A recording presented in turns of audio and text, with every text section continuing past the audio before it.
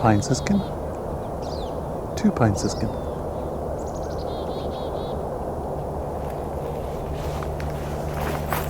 That pew. Oh, there's a bunch of them.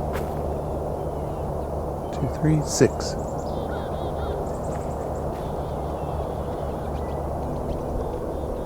Flying overhead.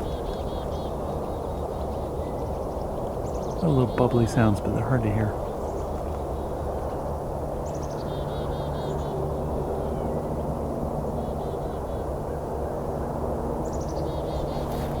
I'm trying to keep my eye on them, see where they go.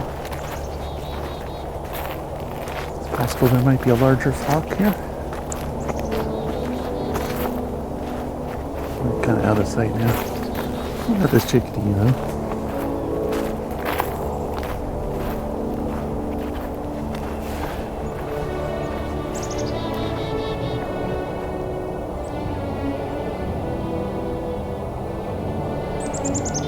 And I'm covering lands with Fletcher Creek Ecological Preserve.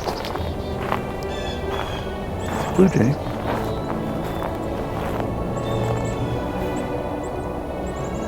Chickadees.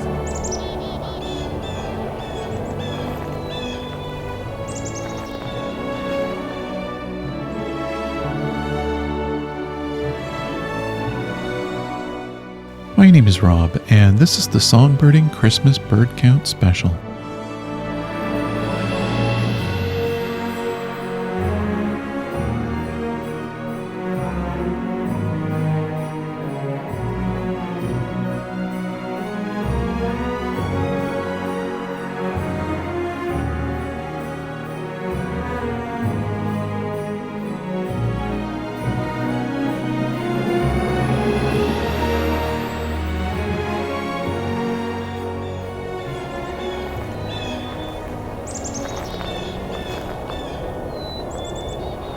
And the first bit of sunlight I think we've had in days.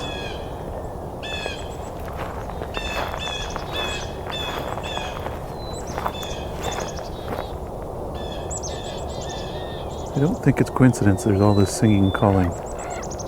Oh, there's a raven now, too. I don't think it's coincidence we get all this vocalization as the sun finally comes out. Got a raven up ahead.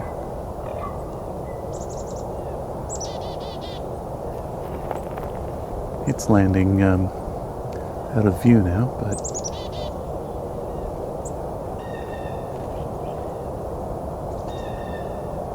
maybe we'll hear him later.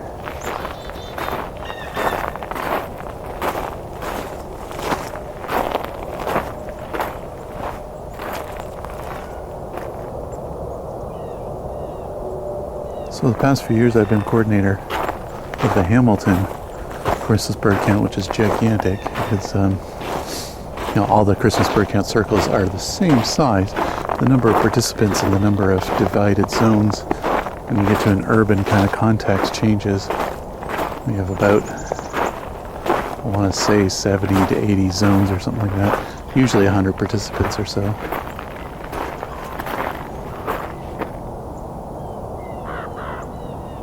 There's a raven again. Oh, it's coming this way.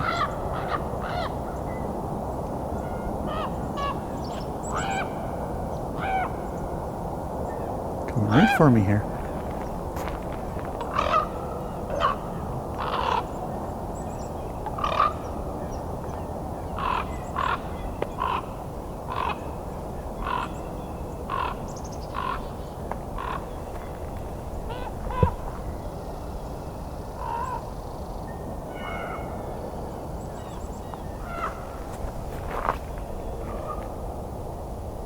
There's also a crow running in parallel here. So with that big Hamilton count, it's usually a lot of work. It became a little overwhelming last year, so I've got a small committee helping out this year. But since I have a few more people and kind of figured out our process, and we kind of amalgamated a couple different counts together into one committee. a smaller, newer one and a larger, older Hamilton one. I decided like a year to fill in one of the gaps in the Christmas bird count circles just north of the city, and so I registered and started the Flamborough Christmas bird count, which covers a big swath of land that had no coverage at all in Christmas bird counts. There's some overlaps, yes, but only very small slivers generally. And it's mostly rural,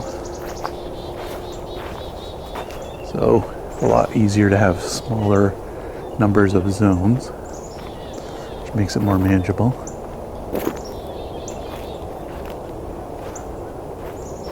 I think there's 10 to 12 or so conservation areas within it, so lots of good habitat to cover, including this land here I'm in, Fletcher Creek Ecological Preserve. So today will be when we discover how bird life is doing in Flamborough in the winter. Something we've not really had an answer for before.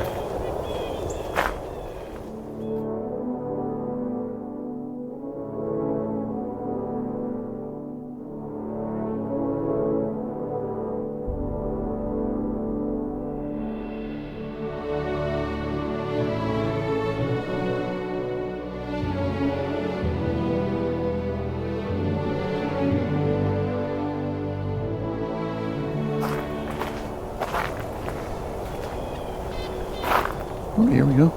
Red-breast nuthatch. Right here, right in front of me. And of course a red pine. This is where I usually find them, red pines.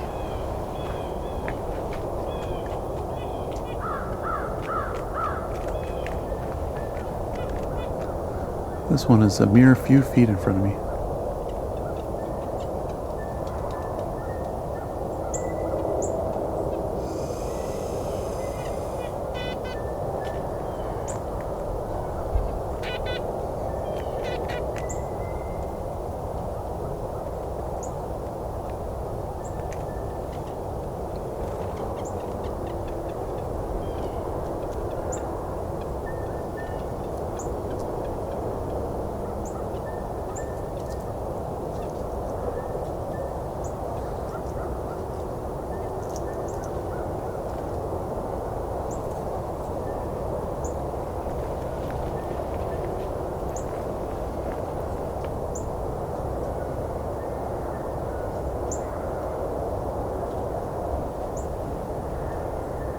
Gone hiding in the shrubs now, so I don't know if it's gone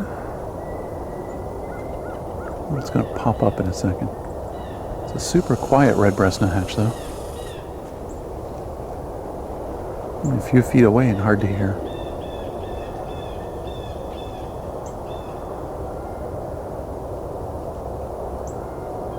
So far I've got pine siskin, black-capped chickadees, blue jay, American crow, common raven, red-bellied nuthatch. I think, yeah, there's a northern cardinal right here.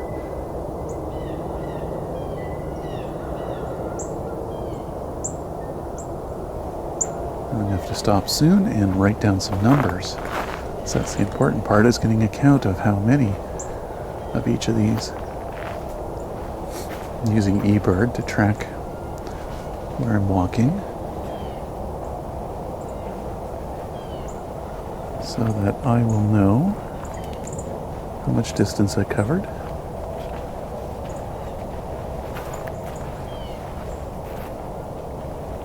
So that's one of the important things, is knowing. Oh, there's dark-eyed junco. A little rattly call.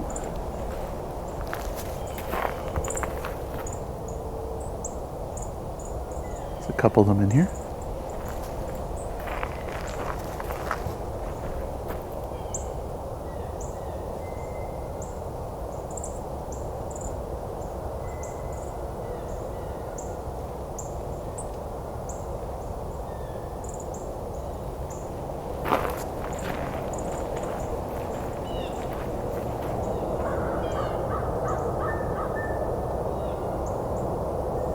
Seeing a downy woodpecker as well.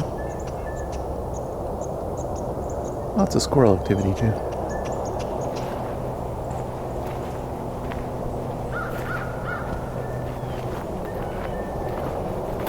See if I can find a good spot to set the recorder down for a moment while I write down the numbers I'm getting.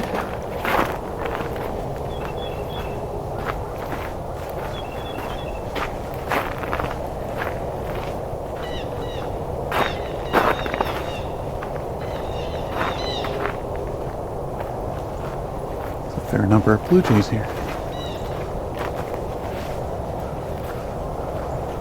Hear them coming from about 4 locations. So at least 4 birds.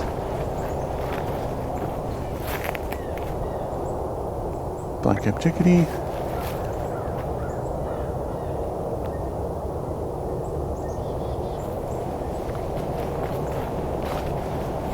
Background, you can hear the hum of the 401 highway.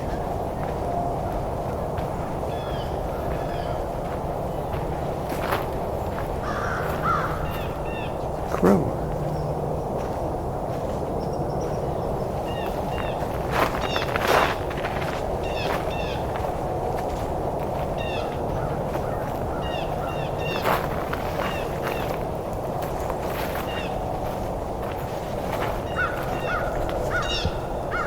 Jay.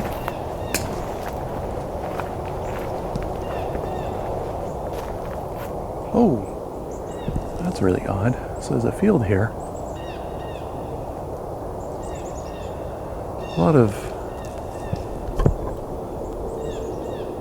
There's a lot of oats unharvested in the field, and it is loaded full of European starlings. Not usually something I come across in fields. Okay, the oats were harvested. It just looks like there might have been a second growth that never got cut. Okay, I'm going to stop here, set the recorder down, write down my birds and numbers, and pick this back up and continue in a couple minutes.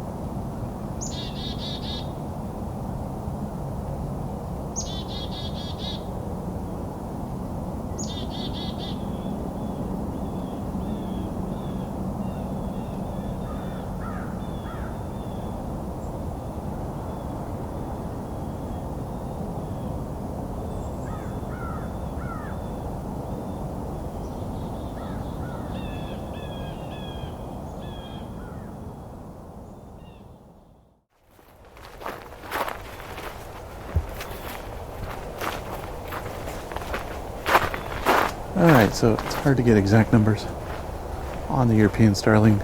I've taken a couple quick photos just in case I can get better insight, but I'd estimate 150 in that flock. Wish they were a bit closer to hear them better. But maybe they'll swing by this way later. Now, most of this so far has been former quarry grounds. Hasn't been quarry in decades, but it's been an open kind of area. Oh, here we go. That's a lot of siskins I'm hearing. Definitely not 6.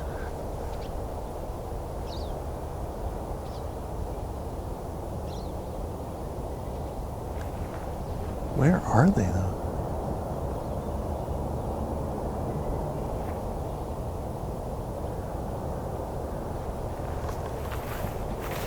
Hearing the bubbling of them.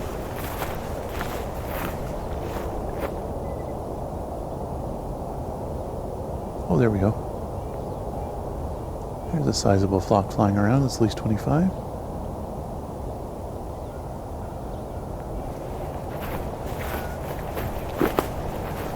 This is all kind of open area with a few trees here and there. Cedars and other conifers. Spruce, pine. And there's some spots that were it's a bit more filled in. But they're all younger trees. And there is a forest section here. Much thicker. Several forest sections actually. And with the background sound of the highway, it's a little harder for me to track down where this flock went by ear.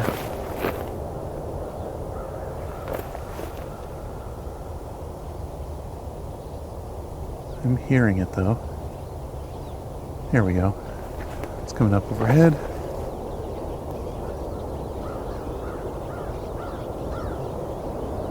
So 55. And basically as they're flying by, bouncing up and down, in my head I was going 5, 10, 15, 20, etc., etc., until I ran out of birds. Yeah, if I was to take a photo of that, I'd probably find it's probably like 62 or 59 or 67 or something like that, but I'll go with the 55 until I can get a clearer view. So that flock went north. If I hear any more to the south, those are going to be additional birds. So when I first stepped out of the car, there's just one siskin flying over, calling.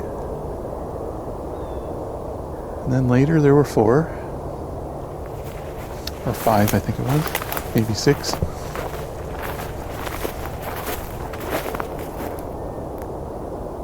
think I wrote it down as 6 actually, yeah, so I still figured there was probably more around, so you just have to wait sometimes. And I'm going to set down this recorder, make some updates to my checklist.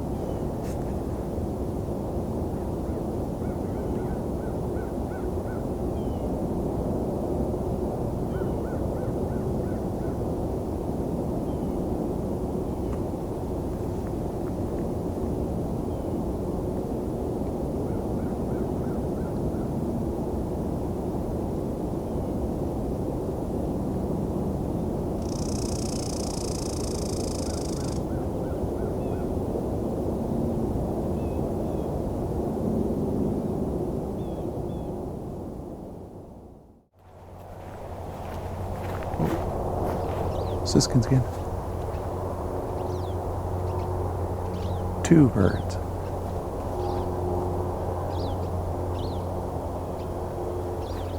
They're circling me. And they have this pew pew call. Very soft, bubbly sound as they bounce in the air when they're flying. So very similar to goldfinch, American goldfinch. That pew is, of course, much, much harsher than anything American goldfinch will do.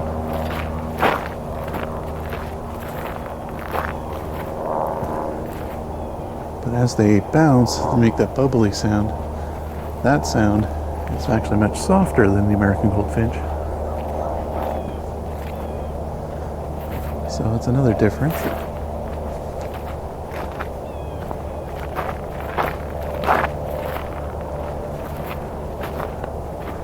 I'm also going to try, see if I can find some hidden spots where maybe something like a hermit thrush would hide.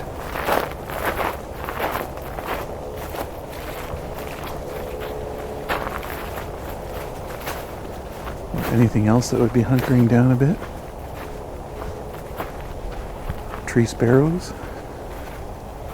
white-throated sparrows, species like that.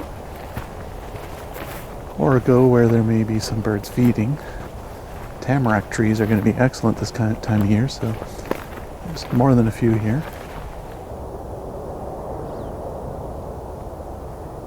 There's another couple siskin.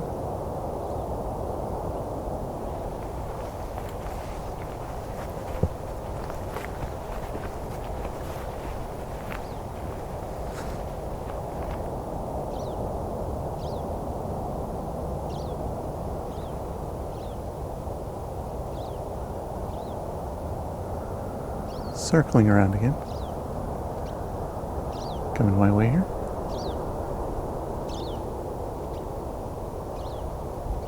Still circling.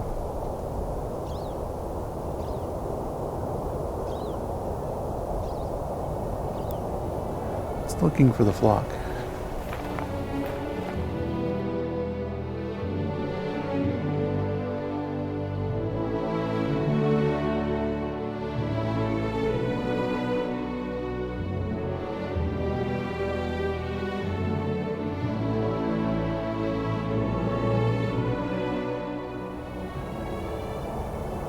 So you might be wondering, how do you start a Christmas bird count?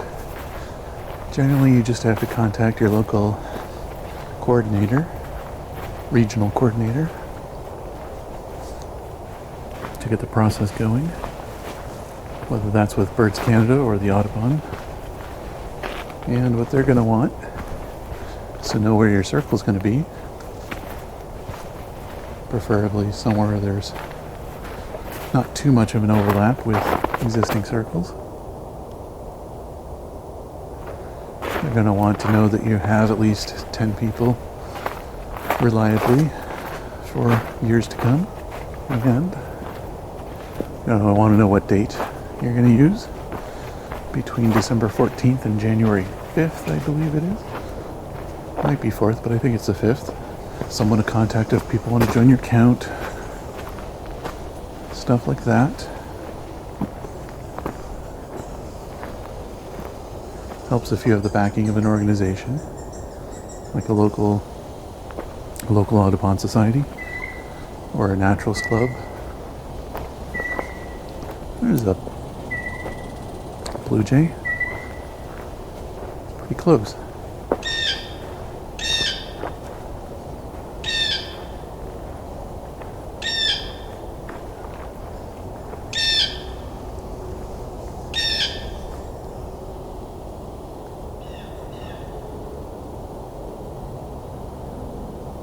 Blue jays are quite talkative today, as are the squirrels.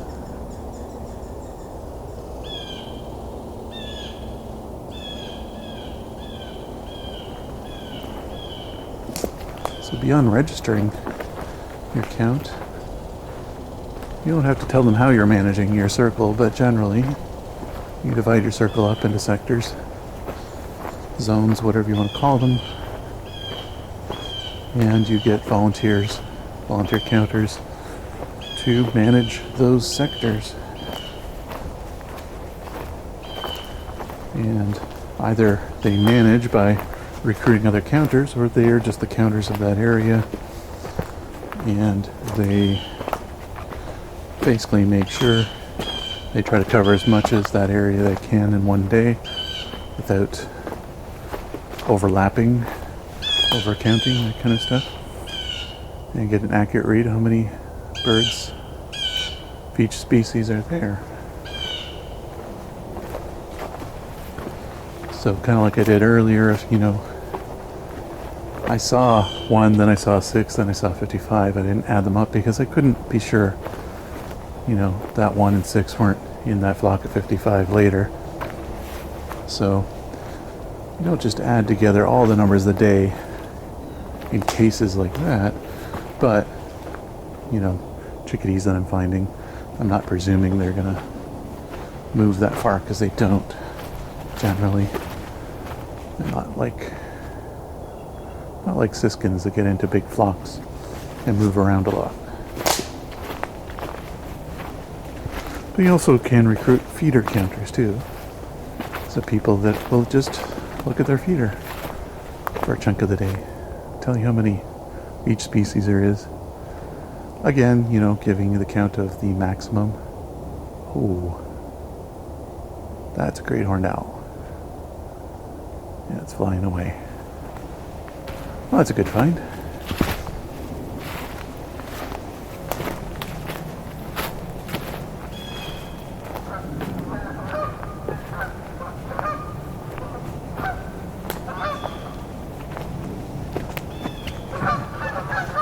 Getting near to the direction where it flew to.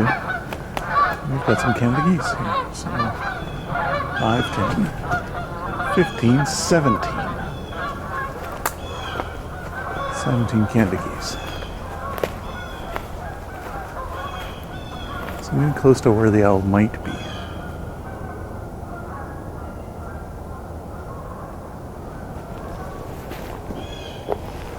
I can't trust that this owl didn't just fly to the next forest over though either, because it disappeared after a certain point. And I don't know if it flushed because it's just really skittish, or if it was just in a really exposed spot and it was just looking for a less exposed spot to look at me from. Oh, some deer.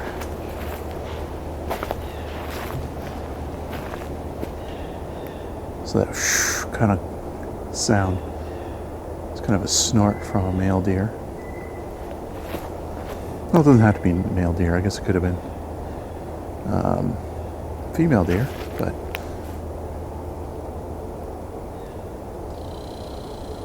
nonetheless, that snort can be quite startling if you're hiking at night. Sounds kind of like a mad horse.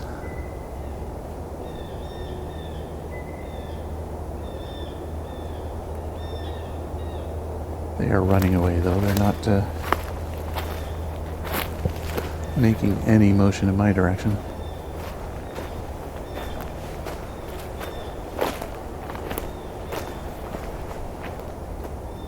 Okay, so could be in the stand of trees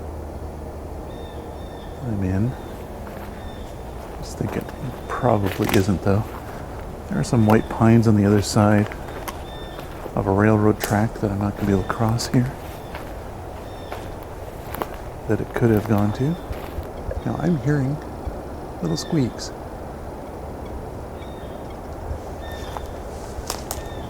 Could be a red-breast nuthatch. In fact, I'm pretty sure that's what it is.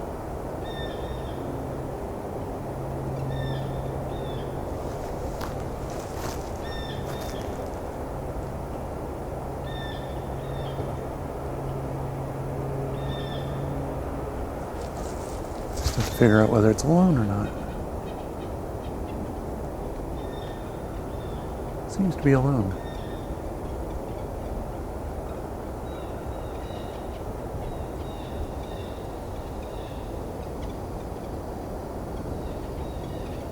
Oh, no, there's two. Okay. Usually not alone, that's why I was wondering. Not really solitary creatures, usually.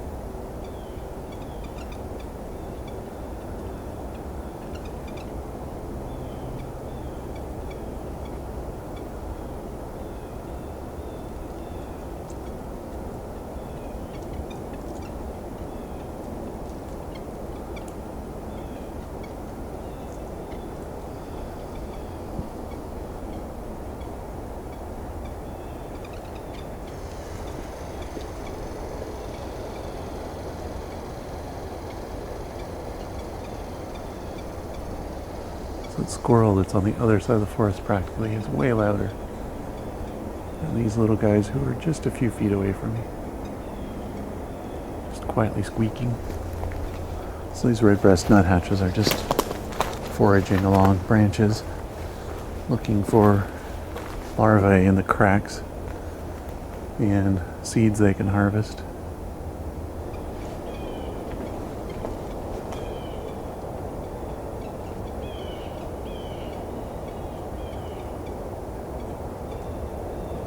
And jays that are almost a kilometer away are much louder than these as well. But they can hear each other perfectly fine, I'm sure. It's all very just social communication. They're not trying to broadcast their location, just trying to keep in contact with each other so that one doesn't fly too far away from the other. Golden-crowned kinglets do the same thing too.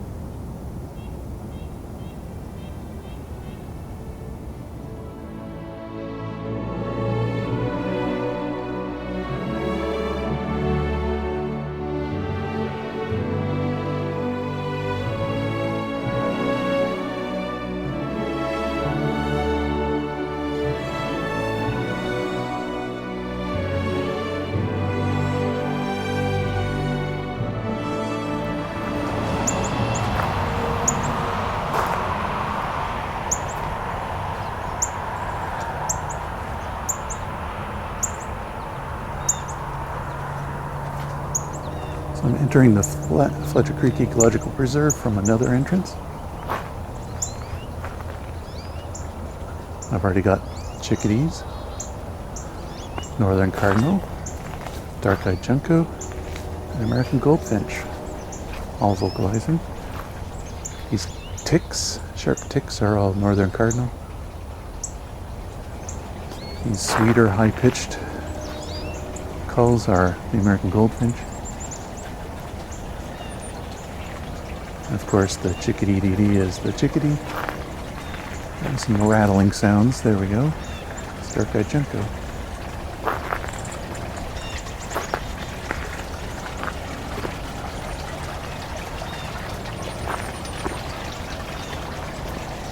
A little runoff from a creek here, from a pond.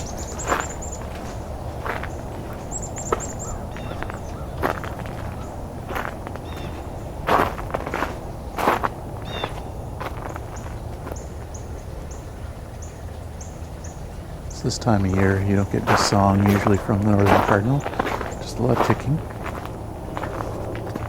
Got one behind me and two in front of me, male and female pair in front of me. Oh, and an American tree sparrow, I think, but there's also now another female cardinal as well. So 4 cardinals, 2 male, 2 female.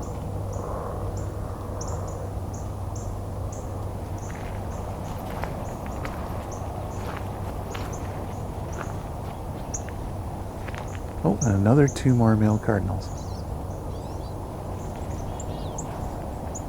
I think another pine siskin. I think I could safely add these siskin. This entrance is pretty far from the other one.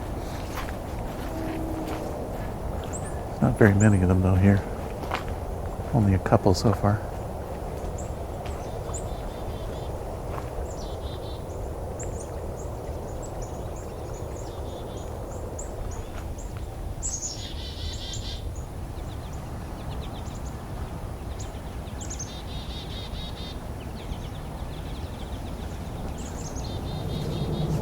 Good sized flock of goldfinch here too. Now we're about to get a train, so I may have to cut a segment here because the train tracks are pretty close to here, so that might get kind of loud, but we'll see how it goes. If it truly gets too loud or not.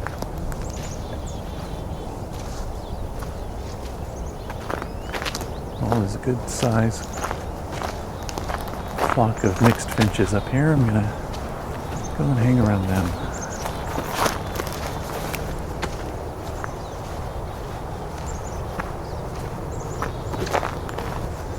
See if I can get a good count on them.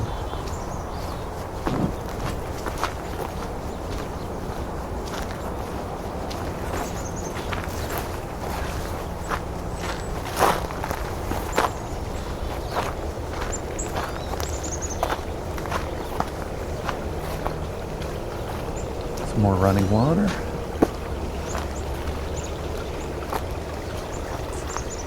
There's a purple finch here too.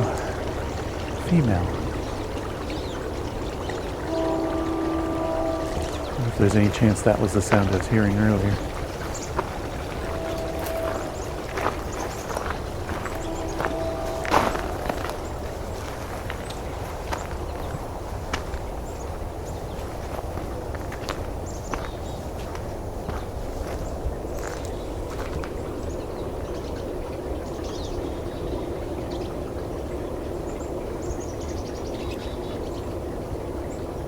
A small flock here with 3 pine siskin, 3 or 4 goldfinch, and 1 purple finch.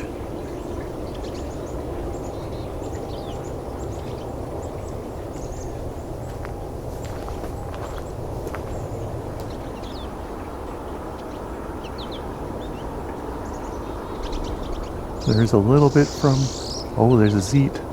That's the song of the pine siskin. So there's a male in here.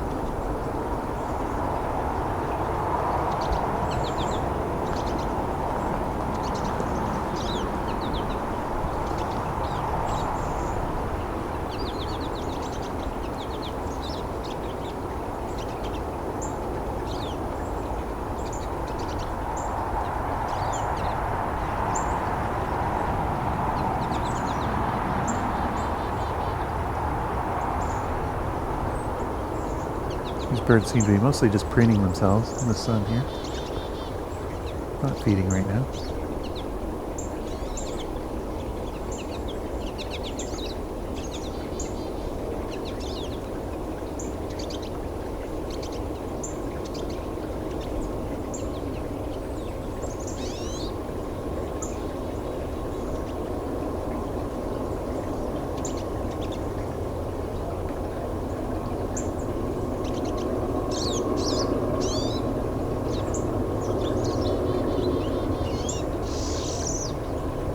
Another song from the pine siskin. Oh, here's the flock. Another 15 or so.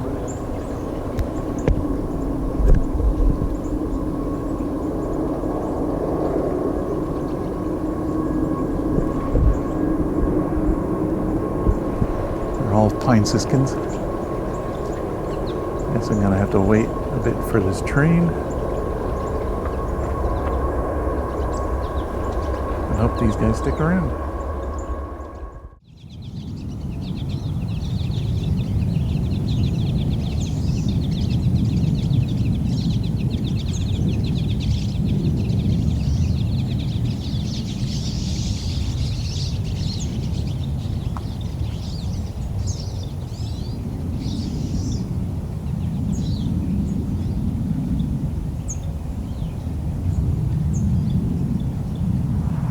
siskin flock stuck around for a minute or so after the train went by. They're still kind of here. They're just went to the next tree over, except for one or two of them. It's kind of out of my reach, though. Well, they may have gone farther than I thought. Field recording can be tricky when you've got a rail corridor nearby, highways and things like that. You have to take what you can get. Even though it might be a little noisy, maybe I will throw on the end of this episode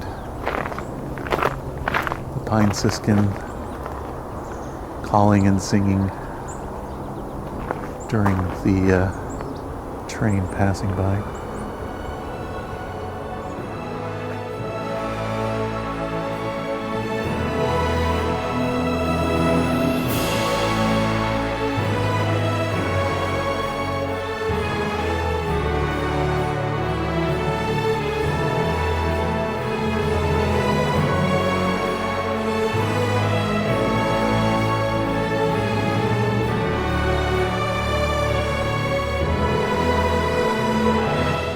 The Songbirding Christmas Bird Count Special was recorded, engineered, narrated, and created by me, Rob Porter, with cover art and logo design by Lauren Helton, and Creative Commons music from Scott Buckley.